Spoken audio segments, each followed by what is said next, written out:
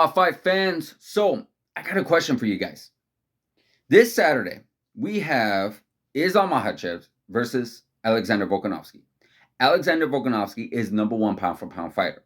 Islam is number two. They are fighting for that number one spot. Winner is pretty much going to reclaim or win that number one spot at pound for pound.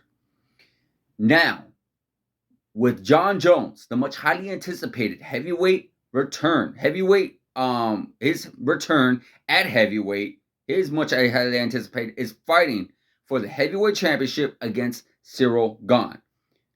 If Jon Jones wins, does he reclaim his old spot? Because for a very long time, Jon Jones was the number one pound for pound fighter.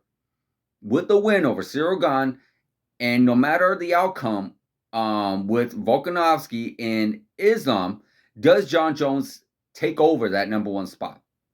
My personal opinion is it all really depends. Now, if Jon Jones walks around and kind of picks apart Cyril Gane, does some leg kicks, his shin kicks, his calf kicks, and, uses his long reach, and he wins on points, then you would have to look at the winner of Islam versus Volkanovski and how they won. Now, if Islam was able to pretty much dominate, like he's been dominating everybody, and tap out or ground and pound Volkanovski, or if the shoe was on the other foot and you got Volkanovski pretty much doing what he did to Max Holloway, just beating down Islam, then I would say no. If it becomes just more of a decision win for one of these guys, then I would say, okay, why not? Because the only reason Jon Jones is not that number one pound for pound is because of inactivity. He has not fought since of February of 2020, and that was against Dominic Reyes. And within that fight, he pretty much had a very controversial win against Dominic Reyes. A lot of people actually felt like he lost. And of course, he had a tough fight against Thiago Santos, split decision win there, but split decision. He lost some rounds. So it just really makes me, it really makes me wonder where Jon Jones was at that time. He was starting to fade a little bit. It looks like maybe a lot of people were credited like, oh, he just wasn't really that into it. You never know. Maybe just the game was catching up and these guys were starting to learn. And you've already seen like these guys that are coming up, a lot of the lighter, young, during the back in the day, a lot of guys were smaller. Rampage, Machida, Shogun, Rashad Evans, those light heavyweights, they were kind of relatively smaller for Jon Jones. Jon Jones was actually probably the biggest heavyweight, light heavyweight, I should say, that there was at that time. Until guys like Gustafsson, then you got Dominic Reyes, then you got Thiago Santos, then you got Anthony Smith, who gave Jon Jones a little bit more trouble. Jon Jones always had a little bit more trouble with guys who were a little bit more bigger, if not bigger than he is. So with this fight happening, yeah, we're going to be able to see how Jon Jones is. And Cyril Gane is actually bigger in many ways than Jon Jones. So that's why I say it really depends.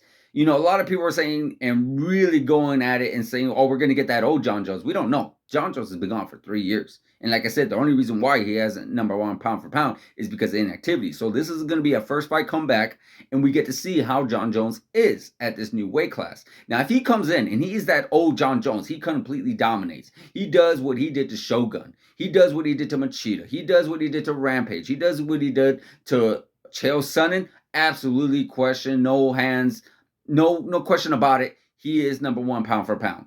But he pretty much wins on points. He pretty much just picks apart Cyril Gane, and it's like impressive, but not something like, oh my God, it just blew your hair back. Then I would say maybe you could put him at like number 3, because right now you got Volkanovski, who is rightfully the number one pound for pound fighter of the world right now. The wins that he has over Max Holloway, the destruction over the Korean Zombie, that very, very impressive win over Brian Ortega. You just can't take that away from him. Islam Makhachev, who is just dominating everybody left and right, and is just completely making it look so easy, like it did with that Charles Oliveira fight. And if these guys were able to do what they've been doing to their past opponents, I'm talking about Islam and I'm talking about Alex, then I cannot see a reason why we would take that away from them, because they've been in the game. They've been doing the thing. They've been winning the fights. They've been claiming the championships. They're the ones that grind and do the hard work. So it almost feels disrespectful for someone to take some time off and then come back and then try to get that spot back.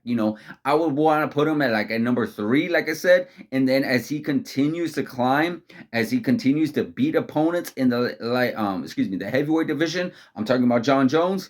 If he continues to do what he did at heavyweight, then yes, absolutely put him at number 1 pound for pound. But if we're not really seeing much from Jon Jones, then I wouldn't want to do that right away. Unless that old Jon Jones comes back and just completely annihilates Ciryl Gane.